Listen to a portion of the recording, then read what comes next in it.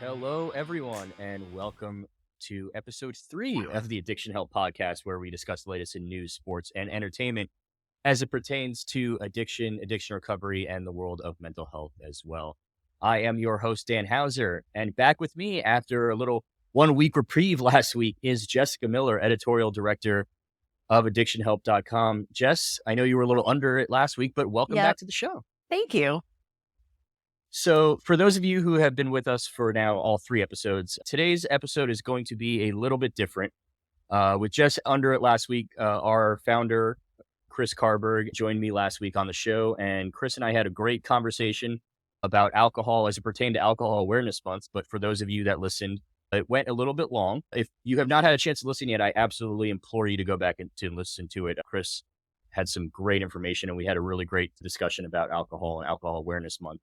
But because it did run a little bit long, we did not get a chance to air our conversation Chris and I had about Tranq Dope and the White House announcement from April 12th, deeming it an emerging threat. So before Jess and I get started on our topic of discussion today, we are going to go ahead and air that conversation that Chris and I had about Tranq Dope right now.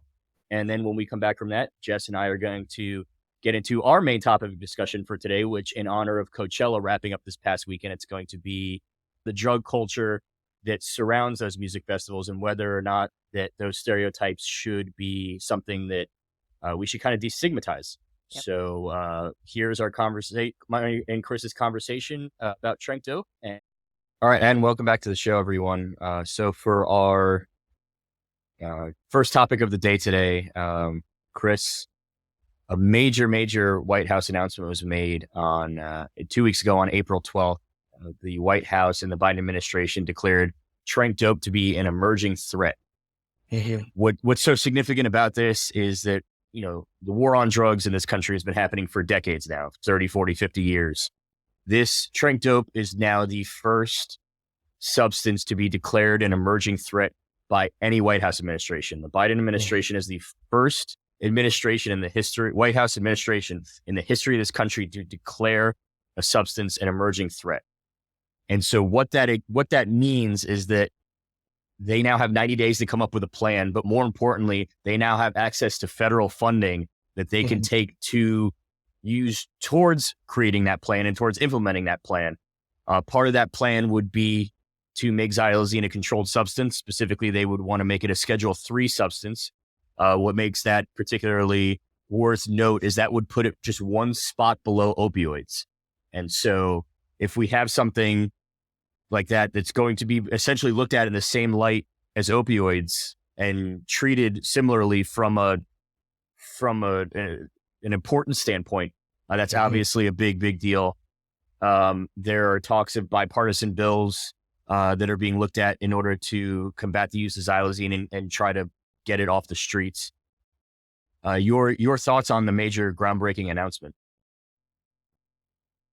I think it's important, of course, that the federal government is like taking this thing seriously. Sometimes just putting a spotlight on it is the biggest thing that the federal government can do.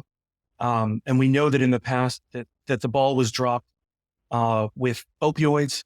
We know that the ball was dropped with, and when I say with opioids, I mean our traditional opioids, as opposed to the rise of the designer opioids like the street fentanyl, but traditional opioids like what we saw with OxyContin. So it's excellent to see that they're acknowledging that.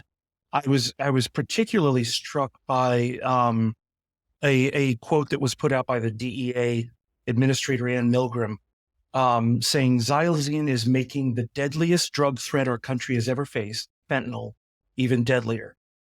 DEA has seized Xylazine and fentanyl mixtures in 48 of 50 states. The DEA Laboratory System is reporting in 2022 approximately 23% of fentanyl powder and 7% of fentanyl pills seized by the DEA contain Xylazine. So I think it's critical that they need to jump on this and to figure out how they can regulate this because it's not meant for human consumption. Like, it's an animal tranquilizer at the end of the day. Yeah, it is. Mm-hmm. It's an animal tranquilizer. It's been utilized for that.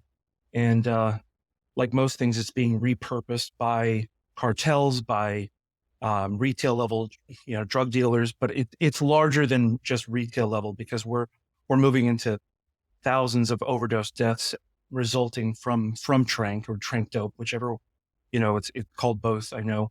But to see Dr. Gupta and the administration take that stance, regardless of where you stand on it, I think is a positive step. And we've already started seeing members of the Senate come out and speak in favor of this announcement. Senator Maggie Hassan, who's a Democratic senator out of New Hampshire, spoke the other day about the bipartisan bill that they're already working on in the Senate. She stated that our bipartisan bill would take important steps to combat the abuse of Xylazine by giving law enforcement more authority to crack down on the illicit distribution of this drug, including by putting stiffer penalties on criminals who are spreading this drug to our communities. Another goal of the bill would be to require manufacturers to send reports on production and distribution to the DEA specifically, so that they can ensure that the product is not being diverted to the black market. So basically, it would just allow the federal agencies who are in charge of doing these types of things the ability to better track how Xylazine is being passed out, administered, however you want to say it, to make sure that it's only being used and administered as directed on animals, as considering that it is an animal tranquilizer. Yeah. It's I mean, that if this can't bring the parties together, then we have a larger issue. And we know we already have a larger issue, but I can tell you that when I've met families of those who've lost loved ones, they come from every political background, religious background. The number one place where you see political unity is usually in hospital waiting rooms, because people are, all of that stuff that used to hold us back or make us worry or that we cared about suddenly becomes unimportant.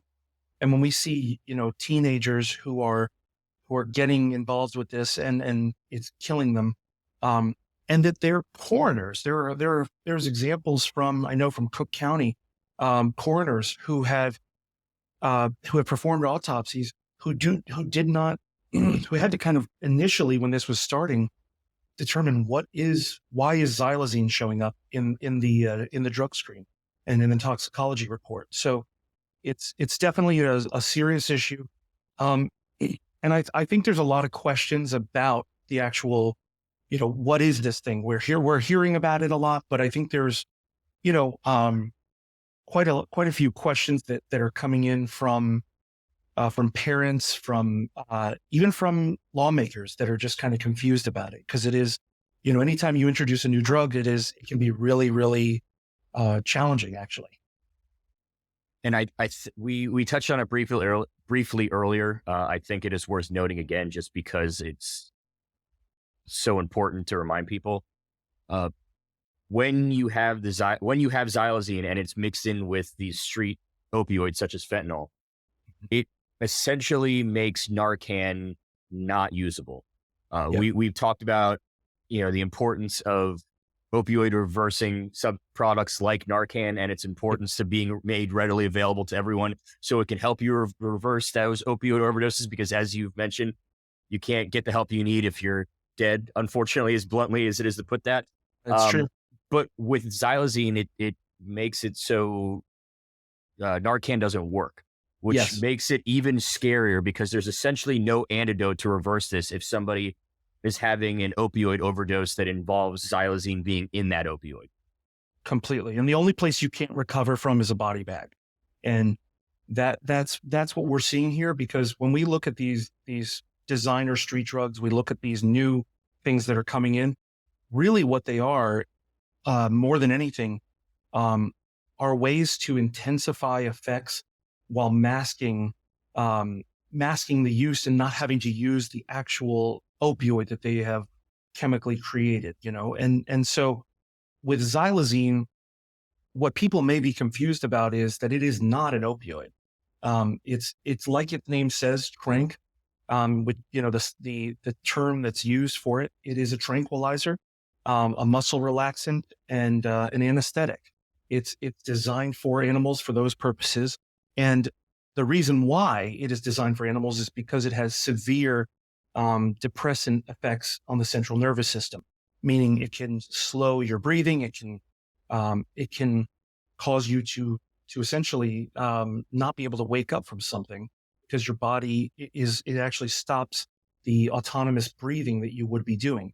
It has what's interesting, I think, with Tranq that I'm also, just kind of learning about it more and more as we've been going along is there are a few different ways that people have been taking it. So it's been in the pill, like much like the DEA administrator said, it's been in pill form. It's been delivered intravenous through injections, or so oral and nasal, for people snorting.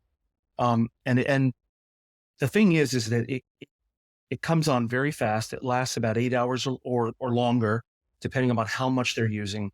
But what happens is, again, to your point about Narcan is going to, it's going to help if you are having an opioid overdose, it reverse the effects of that. But what's happening is in many situations, people are showing up, first responders, and they're not aware that the overdose they're witnessing is not a traditional opioid overdose. So when they're applying Narcan, it is not working. And while yes, there are ways and there are some things that can be administered and to treat it, I will say that the problem is now you're losing valuable time. When you have an overdose, naturally oxygen to the brain, the heart not pumping blood, that's a tremendous issue of whether or not somebody is going to be able to come back from that. And so that time is valuable. So the time that they're spending treating it like a traditional opioid overdose is really time wasted. And, I don't know.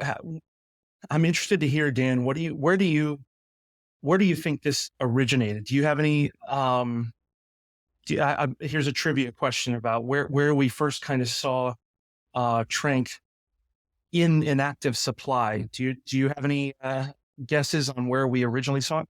So with my research, the first time I learned about its existence was a story I was reading about it kind of taking over the streets of Philadelphia. So my guess in that spot would be Philadelphia, because that was the context of the first time I heard about it. Yeah, no. So Philadelphia is ground zero right now for the kind of the proliferation of xylazine in fentanyl. It actually had a very long history of use in Puerto Rico first in the late 2000s. And it kind of has now, again, it emerged in the United States in Philadelphia.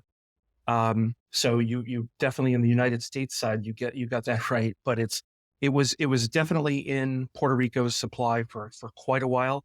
And it's a good reminder that sometimes drug policy is not just looking at what's going on in our own neighborhood, that we need to look at our surroundings and see what's happening within the drug populations of nations that are, friendly with us or connected to us. But that could be whether it's Canada, whether it's, Mexico, or in this case, Puerto Rico.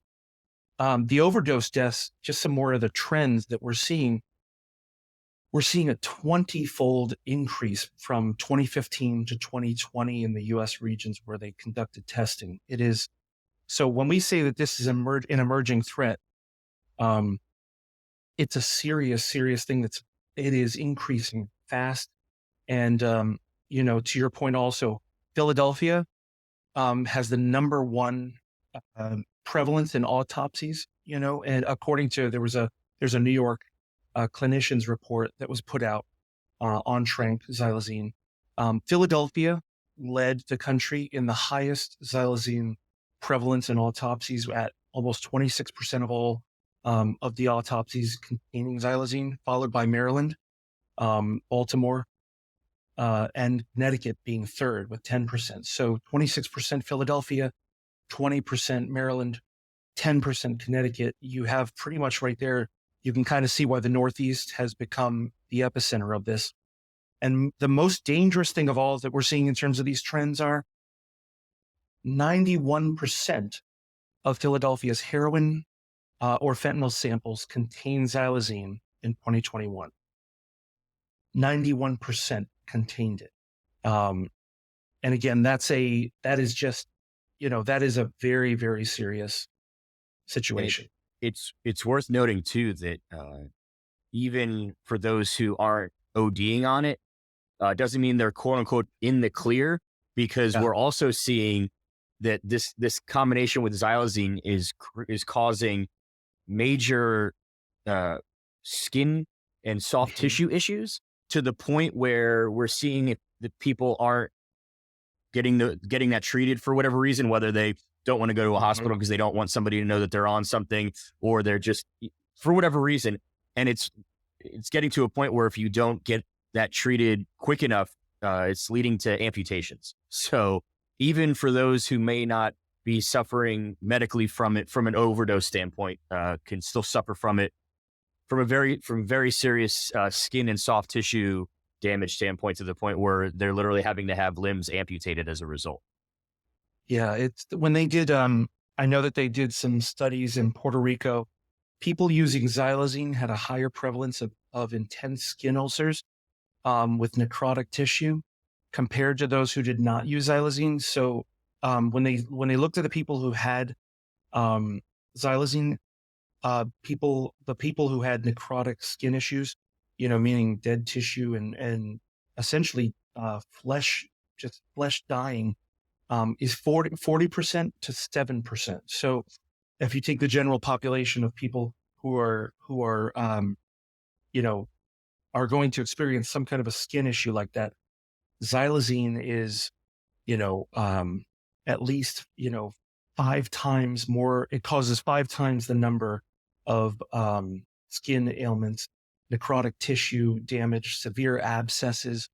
Um, and it seems to also be not dependent upon where the injections are happening. So it's not just saying that if you're injecting it into your arm, that your arm is going to have the necrotic tissue or these things. But it tends to be on the arms and the legs. Um, so Yeah, but it's sometimes the it's ways more of of where the reaction happens, and less about the actual location of where the needle is being inserted. completely, yeah, which is again what we're used to seeing with traditional drug use. A lot of times, it's the infection is occurring at the spot where you are injecting. And so it does give you, which is why, people will look for not just Tranq marks, but they'll look for, infection issues on someone's arm. And it's a tell. And so now this is something that if a person has this stuff on their legs, you may not consider as a clinician, they may not consider, whether this is xylazine or something else, so it's a really dangerous thing. And it's something that, everyone needs to just jump on if they are experiencing, if they are using, uh, artificial fentanyl and any other street drug, I would say even, and they're experiencing any of the telltale signs. It is worth getting checked on and worth getting protected. It's not worth being worried about getting in trouble because you will lose your life. And we're seeing a tremendous increase on that. And it's also worth noting that, like all other substances of abuse, with the proper care and attention, it is treatable. Hmm. Not just from a medical standpoint, from the skin and flesh wounds, but from an addiction standpoint. Hmm. There are treatment options available to address not just the opioid side of things, but the xylazine side of things, as part of an overall opioid addiction treatment program. So much in the same way as more traditional opioids, there are medications that you can use to help with the withdrawal process. Therapy is Hmm. obviously, what can be used for during actual treatment. So I think it is worth noting that, for everything we've talked about in regards to the overdoses and the skin conditions, it is also worth noting that it is something that can be treated with proper care and attention. Absolutely, absolutely. And there are, there are, clinical, advisements on how to treat, opioid, not just opioid withdrawal, but, um, xylazine, impacted opioids. So it's something, again, it is worth getting checked on. It is not worth dying for. Um, but it's going to take a Or even lot. losing a limb for. Yeah. I mean, when you start considering that, I mean, like, listen, when I used painkillers, I didn't use them. I've told people before that I was a respectable drug addict. That's how I felt when I was a user. I didn't use street drugs, right? Um, Part of that was because the system was giving me medications that had been approved by the DEA. So they didn't have some of these side effects. Yes, I became wildly dependent upon it and addicted to it. But what we have here is a population that's being taken advantage of. This is all about business, though. Let's not forget that. This is a business thing.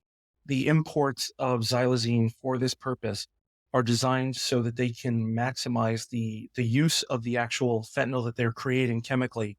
Um, and so that they can, use less, augment it with a little bit of the xylazine. And obviously again, it's a really dangerous thing. And it's just the scariest part is I know that there are people listening to this that are addicts like myself that are probably have used fentanyl laced with xylazine, may even have had some of these experiential symptoms and are going to do it again. And so we got to consider talking about a little bit of, like I'm always cautious on the harm reduction side that we are not being enablers, but we do need to tell everyone, if you are using drugs, you need to be on the watch for atypical wounds. Not talking about this is not an answer to it. We need to be, so we really need to like encourage people that, it doesn't matter which drug you're using. There is a risk potentially with it. You got to stay connected with others. It's keep Narcan with you. I think the main thing is, Dan, that like, this is a serious thing that's going to take the lives of many, many, many innocent people. And it's a tragedy if we don't jump on it now. And these are the discussions we have to have if we want to save lives. We cannot just like sit back and pretend that people are not going to use drugs. They are. We got to tell them, we got to tell them like how to protect themselves in the future. I was just about to say, it's always kind of strange to almost have that harm reduction conversation because it almost, you want to have it in a way where you're not necessarily encouraging people to go out and do it. But at the same time, we're realists. We know that people, if somebody's wanting to use bad enough, they're going to find a way to do it. Sure. So it's important to remember that in situations like that, to, once again, as strange as this might sound to say, to do so as safely as possible. And and that's where harm reduction comes in. There are things that can be done to make sure that it is done safer, especially when it comes to street drugs like fentanyl. You don't always know what's in them. And that's what we're seeing a lot in this case is people might think that they're only taking fentanyl and they don't realize almost until it's too late that, oh, there's also xylazine mixed into this, or it was cut with it or anything. So there is an importance of a conversation of overall harm reduction when it comes to really any sort of street drug, because you really don't know what you're buying.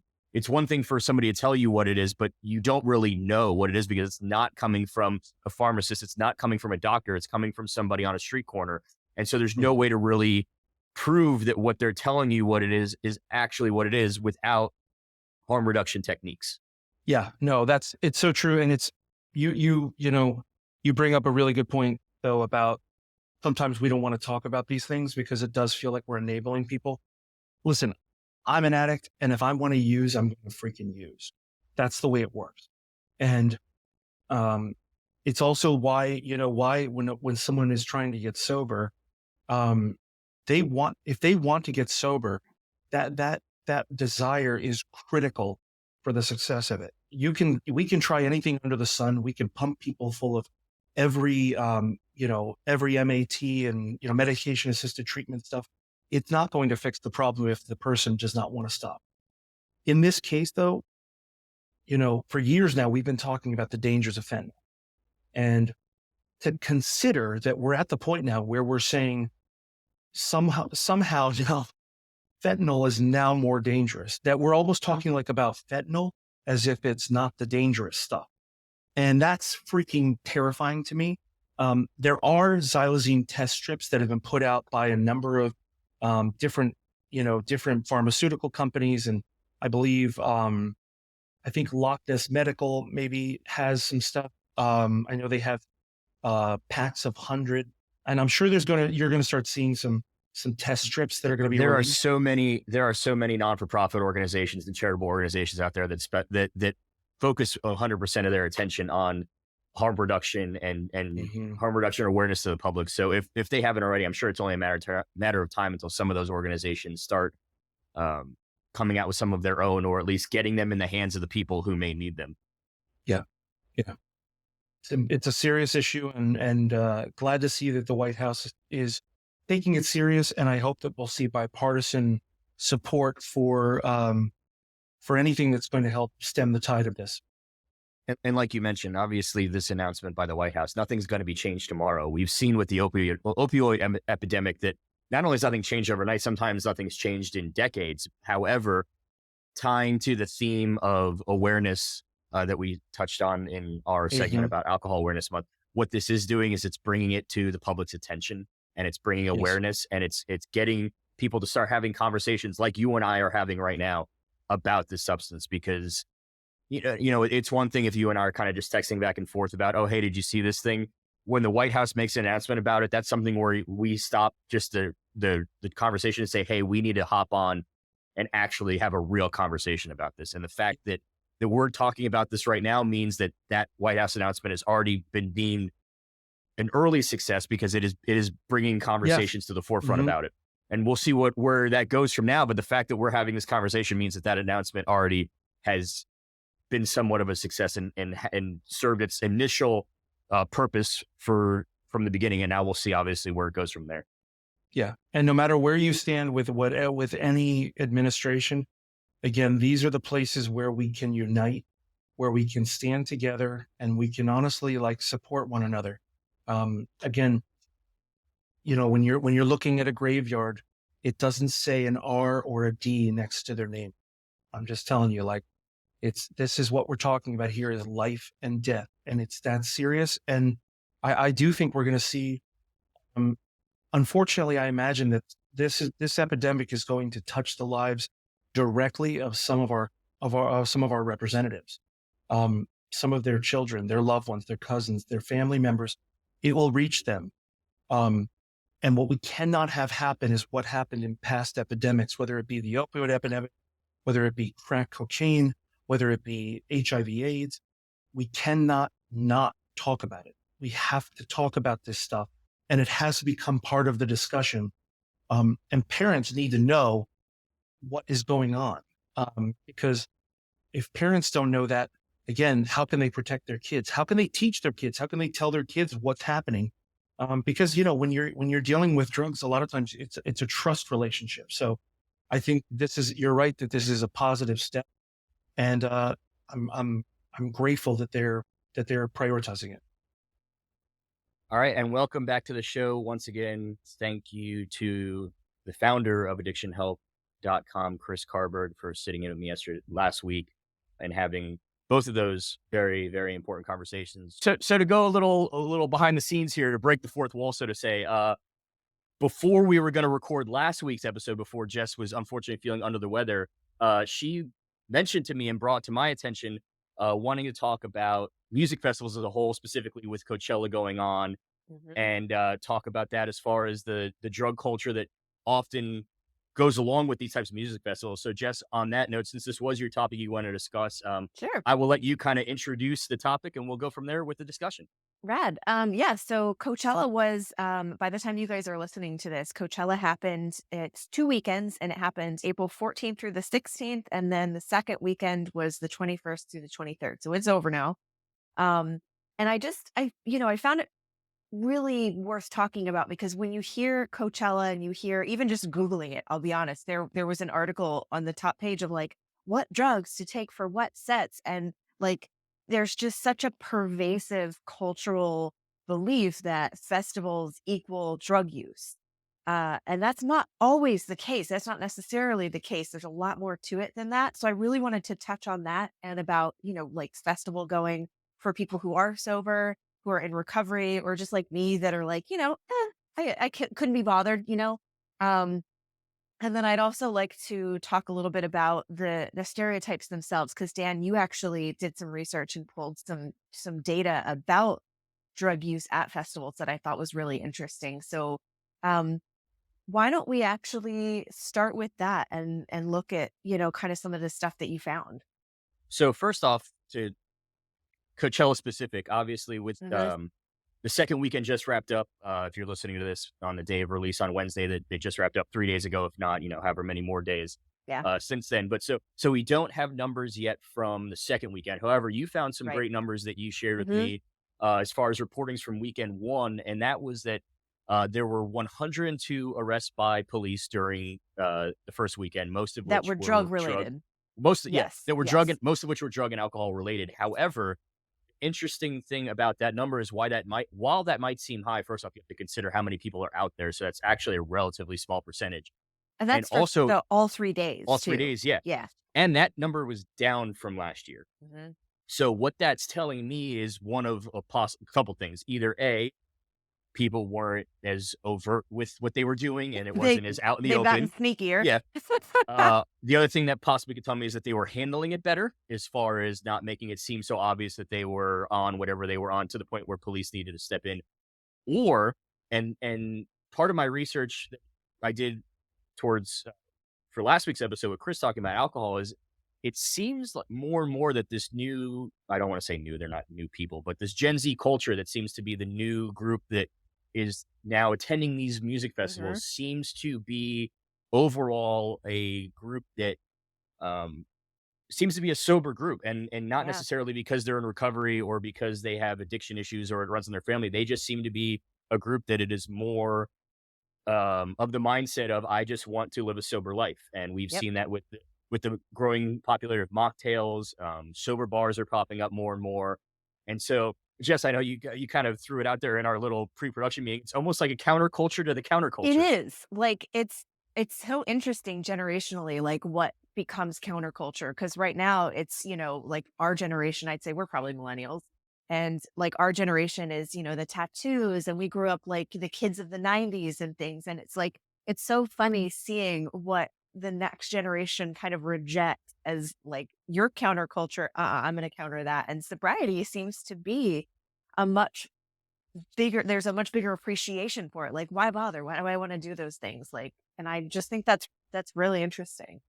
And it's especially interesting because if you think about, for the most part, stereotypical, when we go back to the stereotype here, but it's just Hmm. sometimes stereotypes are based off of facts and reality. And Sure. if you go look at the kind of stereotype of our parents, say our parents' generation, um, who was that the original Woodstock generation, and that Yes. original Woodstock was kind of founded on, hey, we're going to go out into this abandoned patch of field out in the middle of nowhere in upstate New York. We're going to listen to Janis Joplin and the Grateful Dead, and we're going to sit out for a couple days and maybe smoke some weed and promote peace, love, and happiness, and just kind Right. of that It's entire vibe. And it is not to say that absolutely a that's stereotype. Yeah.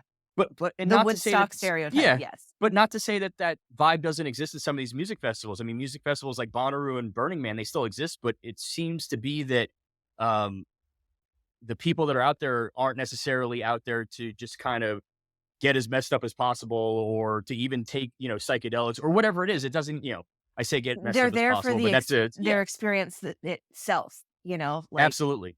And you touched on some of these statistics I found. So yeah, yeah. tickpick.com actually had some great statistics as far as substances that are used based on the festival themselves. So first off, I do have to say that one thing that was a big surprise to me, and once again, this Yeah. goes back to their stereotype of quote unquote drug culture at music festivals.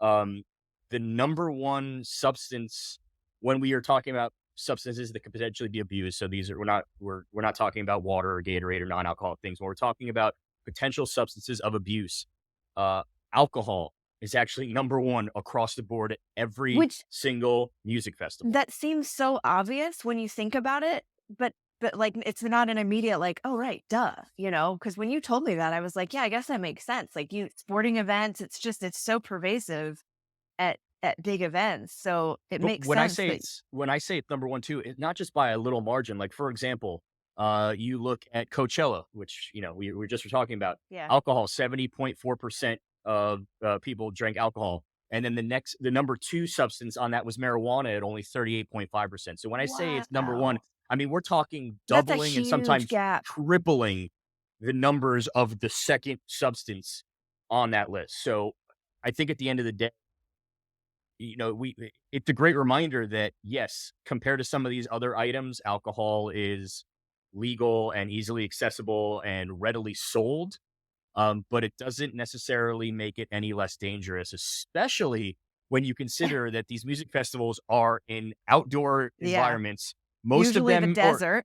usually a desert or in areas where you have to have a lot of big open empty spaces. So there not necessarily isn't a lot of shade or VIP tents or areas where you can go get air conditioning. Right. A lot of these music festivals are during the times of year when it's very, very hot out. And Yeah, they you have to do that because they have to do it when the weather's the best.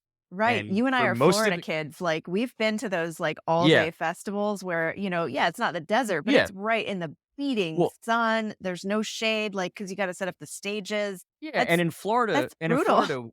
In Florida, we have the fortunate ability or luck of the weather here is pretty much good year round. And actually, the time of year when the weather's best for festivals is the winter months. In the rest of the Yeah. country, though, where these are being held, you can't hold these events in October, November, December. You have to hold them in the spring and the summer because that's when the Yeah. weather's the best and the most conducive. But that's also when it is the most hot out. So that kind of brings us into our next thing, Jess, where you looked up some sort of tips for Yeah. Yeah. whether you are choosing to use any substances or not, some kind of helpful tips to kind of make the most of these music festivals, enjoy them, and also be safe at them. Well, I started out researching specifically for people in the recovery community that wanted to still attend festivals sober. And then I realized a lot of the people that were asking questions on like Reddit and other forums were very similar to me, who are not necessarily in the recovery community, but also are like, for the most part, sober. Like I might drink once in a while, but like something that has kept me from attending a lot of these events or like seriously pursuing attending a lot of these events was, to be perfectly honest, I always associated with drug use and thought like, I don't want to go and like be the odd man out or like harsh anyone's buzz or you know what I mean? Like, and it turns out there are a lot of people like that were curious about it. So the first thing I found was that there were a lot of repeat festival goers that said, absolutely come sober, not to sound mean, but like no one cares. People are there to have a good time and minding their business. And you will actually find a lot of resources there and a lot of support there if you are coming sober, whether you're in recovery or you're just like me and you're like, I just want to go and have a good time without drinking and worrying about, or taking anything. So that's like the first number one tip is just go with the knowledge that people are going to be a lot more supportive of your choice to go sober than you might realize, honestly, which I think is pretty cool. Um, a couple of like base tips: wear comfy clothes. Like we mentioned, stay hydrated. A lot of these festivals take place in the desert or like big wide open areas where you're not going to have a lot of shade and cover and stuff. And that's just good advice for anybody, honestly. At these like big events. Take breaks if you need to take breaks. For example, whether you're in recovery or not, this is a great tip if you are someone in recovery. You might feel overwhelmed. There is a lot of like stimuli happening with, noises, sounds, people, lines, crowds, smells, so if you need to remove yourself, to step away, give yourself permission to do that. Take those breaks. Sit down if you need to sit down. They actually have sober tent. And Dan, you even mentioned kind of in our like pre-production chat that some festivals even have sober sections that are Mhm. that are actually designed specifically for the sober community. So you can go in there and just know that everybody else in that area is sober, which I think is like, that's really rad. Yeah, and I mean, you talk about in life, knowing your audience, especially when you're a business or somebody selling a product, it's all about knowing your audience. So I think the fact that these festivals are doing things for the sober conscious. Like I said, whether it's you're in recovery or you're somebody who just wants to go out there and be sober, the fact that they are have things that things in place and it's set up where you can feel comfortable going out there and being sober, kind of within your own little sober community, whether it's a tent or an entire section of the grounds or whatnot. It's a great thing because realistically, these festivals are for everyone, and Right. it's all about going out and enjoying yourself, and however it is that you would like to enjoy yourself, that is the key. So it's whether you want to go out and be sober or you want to go out and do what you want to do. Everyone out there, nobody's judging each other. Everyone is out there to Right. have a good time, and it's, hey, listen, if I can help you have a good time in any way, great. If by me helping you have a good time, I leave you alone so you can do your thing and I'll do my thing, fantastic. If our Yep. paths cross along the way, even better. But the fact that, and I think that as a society as a whole, maybe we could kind of learn something from the festival culture Seriously. in Yeah. that everyone is, however you want to enjoy your life, let that person enjoy their life. And if Come you're so, as you are is a very, because I used to do a lot yeah, of the EDM scene, which I'm saying that out loud and realizing like there's a lot of stereotypes about yeah, that scene and drug use, and I never felt pressured. I just would like yeah, go sober and like have a good time. So I guess I could apply it, but it's very similar. It's a very come as you are, and whoever you are, have a good time. And and I can tell you too, I've never done these multi-day music festivals, but mhm, I've done a ton of single-day music like festivals. Warped Tour and stuff. Yeah, Yeah. Warped Tour, the old Lollapalooza.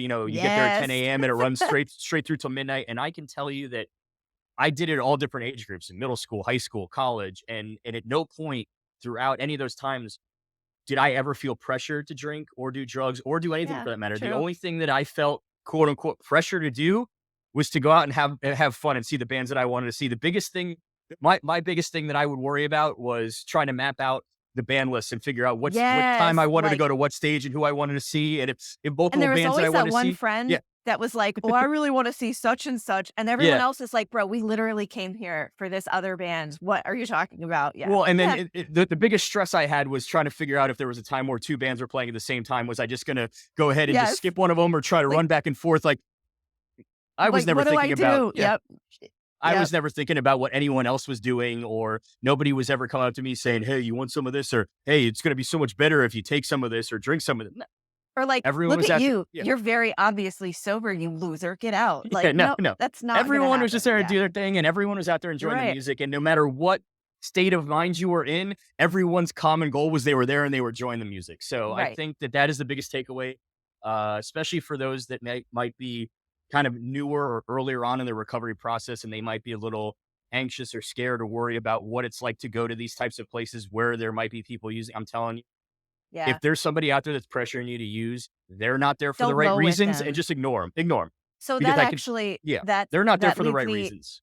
exactly. That leads me into one of my last two tips actually. One of them was, people suggested just be in the moment, and that touches on exactly what we just said. Because that could be very helpful, but also make a sobriety plan. So if you are in recovery and you are going to go to one of these events, making sure you're going with people who aren't jerks and aren't going to be, like your old crowd potentially that you used with in the past. That's not going to be a good group to go with. Let's be honest. So making sure that the friends you are going with are supportive of your sobriety and of, making sure that you do feel safe. But also, if you need to call a timeout and you need to just get out and go because your sobriety and your recovery are the most important, have a plan ahead of time. If you're in the moment and you're feeling tempted or overwhelmed or you're on that precipice, um, that's not the state of mind you need to be in to be trying to figure out to coordinate, like, okay, I need to leave. What do I do? Have a plan ahead of time. Have somebody you can call or text, or, somebody you're even with that's already DD, but just have a sobriety plan. It's a And at the huge, end of the huge day, key. yeah, and at the end of the day, you spent your hard-earned money to be there, so do whatever's going to make you happy because you're out there to enjoy yourself, and it's so whatever that's going to be, just go ahead and do it. Also, Right. just one final thing that I do want to mention too, just because we do like to be transparent on the show, and we do like to provide Hmm. information for anyone and everyone, no matter who you are. Hmm. if you are somebody who still has made the conscious decision that you would like to use at these festivals, uh, not the festivals themselves aren't doing it. However, they are Right. allowing the They are, people in. if They're drugs are allowing the people. illegal to bring Yeah. in, don't do Yes, of that. You course, will of get course. caught. There are arrest But records for a reason. they more and more festivals now are starting to allow people to set up shop inside the grounds, and provide test strips. And basically, what Yes. that'll do is whether you're bringing something in on your own or you're purchasing something from somebody that is in the show, you can take it to these tents and get it tested to make sure that what you're taking is clean. It doesn't And have more importantly, fentanyl or xylazine or absolutely, or more importantly, just to know that what you're taking is what you actually think it is, and it's not something that could potentially kill you. cause medical distress in any way. Right. Because like Chris mentioned last week, you can't get help if you're not alive anymore. Right. And that And also brings. Sorry, go ahead. I think it is worth mentioning because, when you talk about harm reduction, this is a super gray area. It is a controversial topic. And I want to make sure, like you said, we want to be transparent. We want to talk about it. Our job is to educate. It's not to condemn and it's not to condone. So we want to be really clear that we're not saying like, hey man, if you're going to do drugs, like go for it. Just, test them. Like the entire point, I think, of harm reduction and the, pro harm reduction field basically says, you can't get recovery or go into recovery and get help if you're not here anymore. So while we want to educate, we also want to be very careful and make it clear, like, we're not condoning this. We're not supporting this, especially as an organization. But it is our obligation to educate people about what exists. I think that's probably fair to say. Absolutely. And also just another reminder too, you and I talked about it in our first episode with Narcan about the Good Samaritan laws, whether it's someone Yes. that you went to the festival with or somebody that you just don't even know and you're walking by and notice that someone is in distress.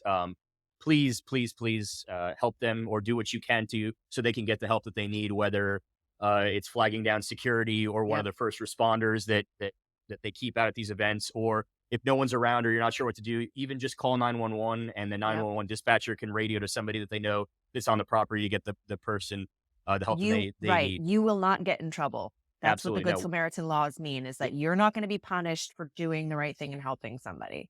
Yeah. And once again, and like you touched on, whether even if it's a complete stranger, that person couldn't eventually get the help they need if they die of an overdose. So, once again, and that's another thing with these festivals. Everyone's kind of keeps an eye out for each other, which is great.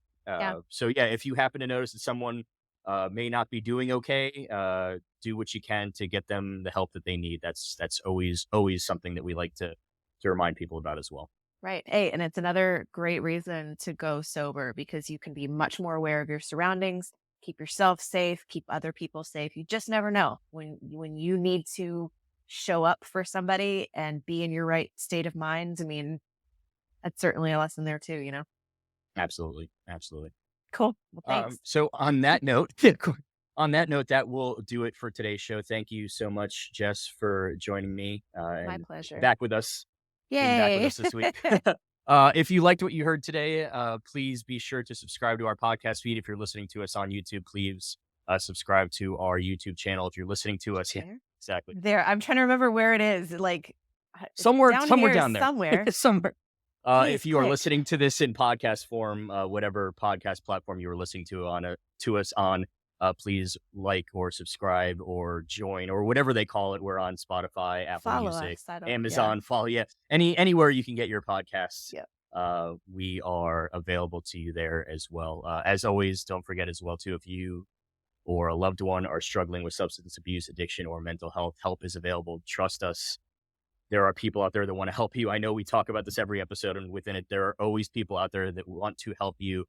There are a couple great resource options for you should you be looking for help. Findtreatment.gov is a great place that you can find treatment options in your area. The Substance Abuse and Mental Health Services Administration has a toll-free helpline that you can call, and you can call them at 1-800-662-4357. That's 1-800-662-4357. And then, of course, addictionhelp.com, where you can find more from Jess and all the great work she's doing over there with all her resource pages where you can learn more very vital and important information about everything from addiction to substance abuse, mental health struggles, and most importantly, where you can also learn additional information on how you can get help for yourself or for others. So on that note, thank you all for joining us, and we will see you guys next week. Have a good week, everyone.